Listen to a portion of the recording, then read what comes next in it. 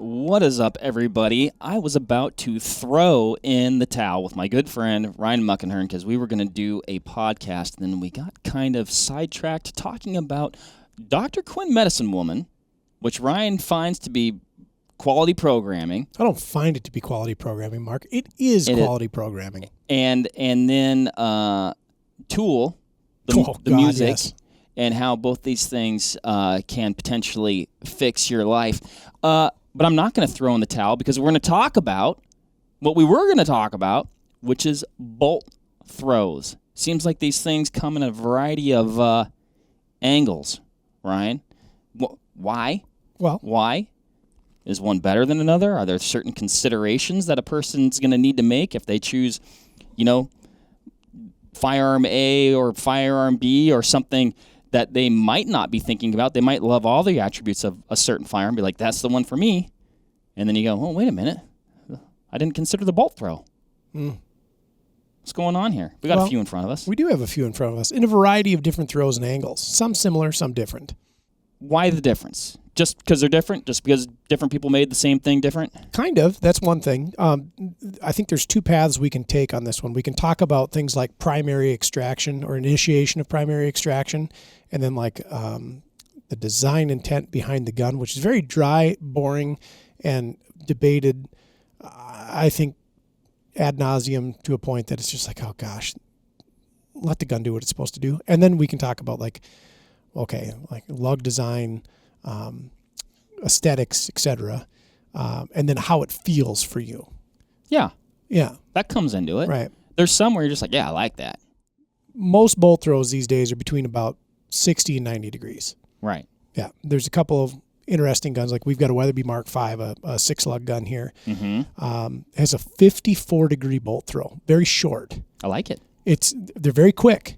Mm-hmm. Right? And if you're not accustomed to it, you might be like, oh gosh, my gun is jammed. No, it's just you've initiated that throw. It's just like straight up and out. Yeah. You know what we don't have here is a straight pull. Oh, sure. Yeah. Right. And we don't have one of my Browning A bolts. Yeah. Which to me was kind of like, at least in my... Very short throw, 60-degree throw on that one. 60-degree bolt throw. Like that was a feature that they advertised when those firearms came out. Yeah. I liked it. It's also, we talk about it all the time, but it's also what I'm used to. So I'm like, yeah, that's what a gun feels like. Which is why I think you kind of like those Mark Vs too. Mm-hmm. They're similar. 6 degrees different, but they're fast. They actuate very quickly. Mm-hmm. Yeah. So is there a mechanical advantage with a shorter or a longer bolt throw? I guess that's up for debate, and people will debate that. And I guess for, the listeners out there, what we're talking about, so this gun is empty. The bolt's open. Checked it, so I'm going to close the bolt here. Cool. Right. But when we're talking bolt throw, it's essentially... Hoist that up. Bring it up? Yeah, bring it up here. So how far? That. Yeah. This part. Yeah. Doesn't have to go that far. No. It's a quick action. Up and out. Right? Yeah. So a Tika, for contrast, about a 70 please, degree. Ryan. You are a big fan. And of course, I couldn't help it. I had to run the action when I brought this over to the table. You fell in love, didn't you? They're a sweet gun. There ain't nothing wrong with them, that's for sure. So specifically from cam down to cam up. So lock to unlock. This is what we're talking about. Okay? Not necessarily this rearward travel. Yeah. Just the lock to what I was unlock. Demonstrating was just how darn fast that was. Yeah. So do you feel a difference between a 54-degree bolt throw and a 70-degree bolt throw? Short answer is yes, right? Mm-hmm. But like the quality of the action, the fit finish can also kind of dictate how short it feels, perhaps. And those are smooth. Yeah, and like the action actuates very quickly, right? But it's a quote long bolt throw when you're comparing it to say something like that Mark like 5, that 54, yeah, or that A bolt, right? But yeah, so does it make a difference? I think if we break down like, okay, what are we trying to do with a turn bolt rifle? Well, we're trying to open and close the action. And I've heard some people say like, oh, the faster you can open and close that action, the faster you can be on target. If we're hunting dangerous game or we're in a tactical situation, this is really important. And I'm certain there's merit in that debate. I have not encountered a situation in which the 70-degree or 75-degree bolt throw that we see on a lot of rifles, or even I've got some old Mausers that have like a totally vertical bolt throw, 90 degrees. It's never compromised me. You've never been like, man, if I didn't have that extra few degrees in the bolt throw, it would have been the outcome would have been different. Yeah, I don't think that modern times might make that big a difference. Where it does make a difference, I think, from like a mechanical standpoint, is like how we mount rifle scopes and what we need to be cognizant of when we're putting a setup together. Because are we going to run one piece of equipment into another or impede function? Right. So I used an example of a Mauser just a little bit ago, or let's pick on like a 1903 Springfield that's been sporterized, or a 1917 Enfield that's been sporterized, or some of these older rifles that had taller bolt throws, and some modern ones. You'll have to be... Well, did they start out that way also because an optic wasn't a consideration at first? I think a big part of that is yes. It wasn't like, why? It doesn't matter if it's like that. This is how, Yep. Didn't have to think about it. No, it wasn't even a provision to put a scope on it. Yeah. Right? So every so often we'll have an older Mauser or an older Springfield or something like that come into the shop here that we need to put a scope on, and it's been drilled and tapped and is accepting of an optic. And we have to actually make either a ring selection or an optic selection based on that rifle's bolt throw, and specifically it's the vertical travel on the throw. And there are instances and situations in which, say, we look at the Strike Eagle, for instance, it's got a pretty large eyepiece on it and a larger magnification ring. You may not be able to put this on a gun like that without jacking the rings up into outer space or moving the optic in such a fashion that it's going to clear, where it might not be comfortable to shoot anymore. Whereas we look at an LHT with its very trim eyepiece and very trim magnification ring, that optic might clear. Well, and I would say this particular scope appears that it either was on this rifle or something, but we do have some contact on there, Mark. A little bit of drag. That's probably actually from the person's hand. So you notice how that wipes out? It's probably like skin cells. But okay, so good point though, right? So clearance. Let's say you have mechanical. Not just for the bolt, but let's say you have the operating system. You have mechanical I'm holding up my clearance. hand if you're just listening. Yeah, you have mechanical clearance. Like we're going to miss the bolt knob itself. We're not going to contact the mag ring or the eyepiece, but we'll pinch a finger in there. Or worse, a gloved hand, and then you have like this interesting bind where your glove is stuck between your scope and your bolt. I've seen it happen, and it's happened to me. Something to be cognizant of when you're picking out your next rifle. Do you hunt in cold weather? Does this rifle have a tall bolt throw or a large bolt knob or large bolt assembly, bolt handle, whatever you want to call it? And is the eyepiece on your rifle scope larger? Do you have to make a consideration when you're doing this? It could be a change in how you manipulate the action.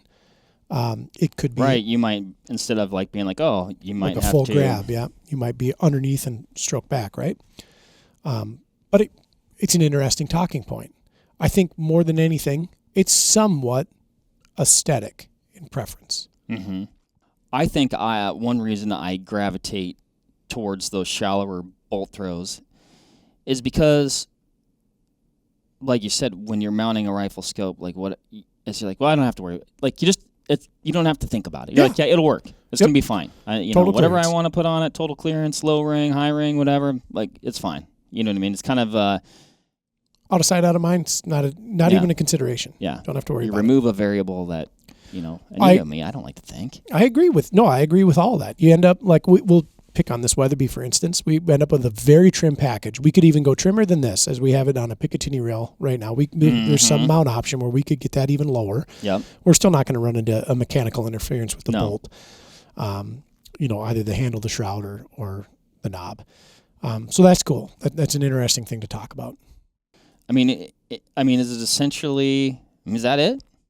I mean, more or less, yeah. Like I said, you can get into debates about primary extraction and how, a shorter throw might not, depending on how the lug is designed and how the extractor is engaging the case and how the bolt handle is like interacting with the rear of the receiver. Does that make a difference? I don't know.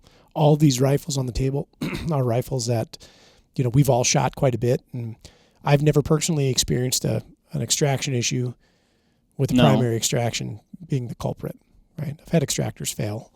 I've had cases get stuck because they were, I improperly sized them or dirty chamber or whatever. And I don't know that the bolt throw was necessarily going to fix that. Yeah. I wish we did have a straight pull bolt though, because that would be an interesting thing. I'm trying to think. Does Jim have one? I don't believe so. I believe that we have a Strasser here downstairs. Yeah. And I forgot about it before we came up here. Do you like those? I like the concept of a straight pull. The execution's been a little shady. And maybe it's just because it's not conventional for American shooters. They're the rage in Europe, right? There's all kinds of different straight pull systems over there. We've got the Blaser R8 and R93, the Merkel Helix, the Strasser rifle, and a couple others that are out there. And a lot of these design elements, I think, one, come from convention, like, okay, these are popular over there, and so they stay popular. But two is the hunting style. Right. A lot of that is you have shooters in a fixed position like a stand, and then you have drivers or dogs or hounds that are moving game past these shooters. So maybe they live in a country that doesn't allow them to have semi-automatic firearms, so they need a very quick bolt. And so they have this straight pull option, and they are fast, lightning fast. Well, you're talking, a scenario where quick shots, moving shots, and liberal limits, right? So if you get one, you might get another opportunity. Yep, absolutely. And so these guns are very quick. There is no lift to the bolt. They just move rearward linearly. Your beloved Browning, they make a gun for the European market. The T-bolt, right? No. The T-bolt's a good example of a straight bolt. Now, was that did they do that? Was that T-bolt in a rimfire? Yep. Okay, yeah. T-bolts are 22, and then the modern ones are 17s as well. Okay. So what did they make for the a rifle called the Marl. Yes. So if you hop on Browning's European website, you can see the Marl. Looks like a BAR without the semi-automatic system in it and an elongated bolt handle. That's a straight pull, and it's lightning fast. Well, you might not be able to get that. So they have the Marl. Criminal. Well, no, but, it's a cool gun. Well, I think you should be able to have a BAR if you want one, is what I'm saying. And then the straight pull, if we look at like conventional bolt actions here where we have a turn bolt, right? They all follow a pretty similar form factor. The straight pulls a lot of times have a very short receiver. Very short receiver, very small bolt. All that thing has to do is get up out of the way, eject a case, strip another one, and put it into a chamber. And I think the Blaser is one of my favorite examples of this because you look at like an R8 or an R93. It sounds more simple. No? Got an interesting thing going on. If you look at how they use like a series of splines to engage and lock the bolt as opposed to lugs. Yeah. It's very interesting. But the whole bolt, which would effectively be the quote top of the receiver, as you see it moves rearward, and then you're only left with this very little island of material that would be like your scope mounting surface, your chamber, and then leading into your barrel. Oh, yeah. But we've just got this super short throw of bolt, 3 inches or so, 3.5 inches rearward travel and then forward. They're a cool gun. I've wanted a Blaser R8 for a very long time. I think I kind of like the classic bolt action. It has worked for us for the better part of a century and some. We had an opportunity to actually make this a 10-minute talk. What did we do? 13:55. 13. Oh, we went into some additional interesting material, and also it just felt wrong to actually make it 10 minutes. I was uncomfortable with the idea. No, it's just a name we hang on it. That's all it is. It's clickbait. Yeah. Hey, we only want 10 minutes of your time. It's clickbait. That's great. All right, everybody. Well, Ryan, thank you once again. Yeah. It's always a pleasure. Yes. Thank you, everybody, for listening. It's always a pleasure. Yeah. What bolt throw do you like? Let us know. Let us know what you want to hear about. We love we love chatting over coffee. I should have brought coffee, Ryan. I finished it. I finished the cup. Well, let's go grab one. Done. Thanks, everybody. We'll catch you on the next one. See ya. Bye.